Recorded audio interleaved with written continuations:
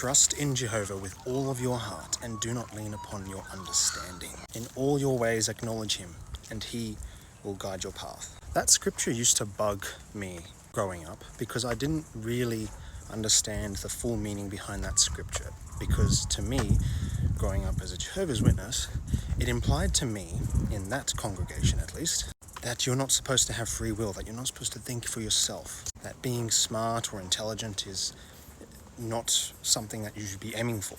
But this, I have just come to understand, is not what the scripture is saying. In fact, the scripture is saying something much more marvelous. And it's so marvelous that it probably could be used for any problem that we're facing. And for me specifically in my business, I would say it's relevant to resolving our relationship and dating conflicts. So every night these days, I'm listening to an old chap by the name of Neville Goddard, some type of New Thought Christian back in the 60s or 50s. And he seems to understand the Bible, and he seems to understand God in this way, that God himself is the human imagination, consciousness, the all, things like this. In his wording, the kingdom of heaven is within you, and the kingdom of heaven is your own imagination. In Romans 11:33, and also the book of Job and other spots, it states that the ways of God are past finding out. You cannot logically, perhaps even analytically, come to understand the magic behind the human imagination. What this means is, in our human imagination and our desire, the thing that we desire to manifestation, the means of how it's going to come about are not necessarily within our control. Some elements may be here and there, but for the most part, leave that up to God. Your ex is with someone else, being with someone else, etc. It's just like, if you want them back and you imagine being with them, it's just like, you don't need to figure out the means of how to do this. It will come about naturally as a result of you living in the end, as Neville states. And if you're someone like me, then it doesn't really matter which way the wind blows. Every single situation that is developing is working out in my favor. And if something doesn't work out, it means something better is literally just around the corner. However, when your manifestation begins to arise, there will be tests and there will be challenges that come with it. Potentially, not always, but potentially there may be. Matthew 13:31 states that the kingdom of heaven can be likened to a tree or even a seed of a tree. And though the seed may be very small, the seed is all you really need to make your manifestation come about. You can move an entire mountain with faith the size of a mustard seed. And over time, this seed actually can grow into this enormous tree. The seed must be attended to in a proportionate manner.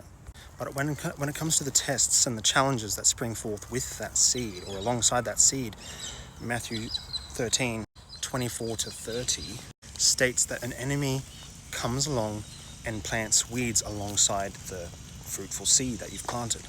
And over time, these weeds, they spring forth, they show themselves. Now, we can see these weeds as tests, and it is up to you at the time of the harvest, at the time of the thing being manifest, to discern the manifestation from the weeds. Your ex or romantic interest, for example, is hanging out with someone else. That's a test for your emotional boundaries, your emotional well-being, your integrity. It can be an illusion. If we were to listen to Neville Goddard, as I do, we must ignore the sensations of the senses, touch, taste, smell, and instead enter into the kingdom of heaven and instead enter into this state of being that aligns on many levels with the thing being manifest. Be happy now ahead of time. Prepare for the good thing to come. Don't be swayed by the wind and to the left or to the right.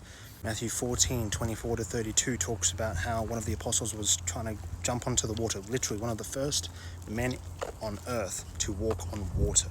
But he became afraid of the storm and he was losing his faith. He was becoming scared and he started to sink. You with little faith, why do you pay attention to the storm and give way to doubt? Take courage and do not be afraid of the storm.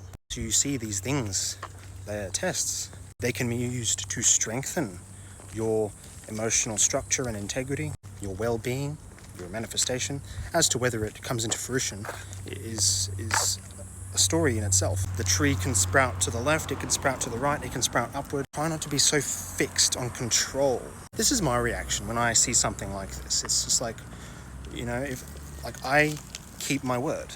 If I say someone that I like is happy, then let them be happy. If it's meant to draw out some type of emotional distraught within me, well, that's not going to happen. Because I have faith in the end, and I also know that the things that I see are just delusions. And with every single thing in life, there is an opposite, an antithesis, which means if there is a burden, there is a blessing. And if we pay attention to those blessings, the things that we pay attention to, we animate, we give life to, and we duplicate those things.